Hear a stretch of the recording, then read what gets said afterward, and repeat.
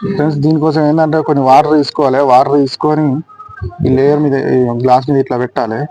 పెట్టి ఇట్లా మనం రబ్ చేస్తా అంటే గ్లాస్ మీద పైన ఉన్న పేపర్ అంతా పోతుంది. అది అయిన తర్వాత మెల్లగా ఆ లేయర్ కనబడుతుంది. చూపిస్తా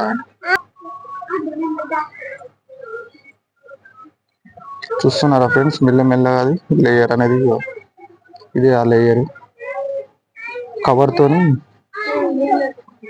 అవతల వైపు ఉంటుంది. ఇదే మనం తాగినప్పుడు వేడి వేడి చాయ్ పోయగానే కరిగి మనం లోపలికి వెళ్ళిపోతుంది. ఇది దీన్ని తాగడం వల్ల క్యాన్సర్ వచ్చే అవకాశాలు ఎక్కువ ఉన్నాయట. కాబట్టి మీరు బయటకు పోయినప్పుడు గాజు గ్లాసుల్లో తాగడమే బెటర్. ఇదే అలా ఇదే వేడి వేడి చాయ్ పోసినప్పుడు కరిగి మన ఒంట్లోకి వెళ్ళిపోతుంది.